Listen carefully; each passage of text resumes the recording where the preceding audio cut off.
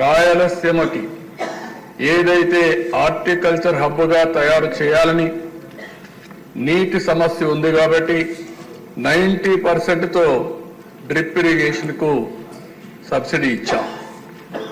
ఆ 90% ఇస్తే గత ప్రభుత్వం దాన్ని కూడా తీసేసే పరిస్థితికి వచ్చారు.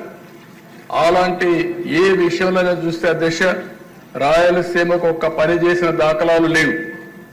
ఇండస్ట్రీ వచ్చిన తిరుపతిలో హార్డ్వేర్ హబ్గా తయారైందని తెలుగుదేశం పార్టీలో వచ్చింది.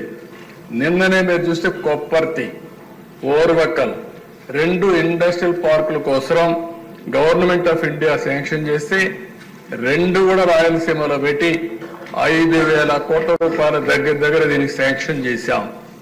అదే మరి ఓర్వకల్లో డ్రోన్ సిటీగా తయారు చేశాం. మ్యానుఫ్యాక్చరింగ్ కానీ యూస్ కేసెస్ తయారు చేయడం కానీ సర్టిఫికేషన్ కానీ కేంద్రంగా తయారు చేశాం.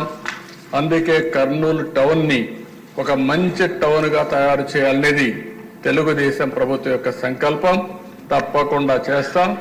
అందులో ఒక అడుగు ముందుకేస్తూ ఈరోజు హైకోర్టు బెంచ్ని కర్నూలులో పెట్టడానికి ఈ హౌస్ తీర్మానం చేస్తున్నామని కూడా నేను తెలియజేసుకుంటూ మరొకసారి మీవిచ్చిన కమిట్మెంట్స్ ఏవైతే ఉన్నాయో అవన్నీ కూడా ఒక్కొక్కటే పూర్తి చేసుకుంటూ అన్ని ప్రాంతాలను అభివృద్ధి చేస్తూ ఈ రాష్ట్ర అభివృద్ధి కోసం కట్టుబడి ఉన్నామని చెప్పి తెలియజేసుకుంటూ సభ్యులందరూ కూడా దీన్ని పూర్తిగా సమర్థించాల్సిందిగా ప్రతి ఒక్కరికి విజ్ఞప్తి చేస్తూ మీ దగ్గర సెలవు తీసుకుంటున్నాను.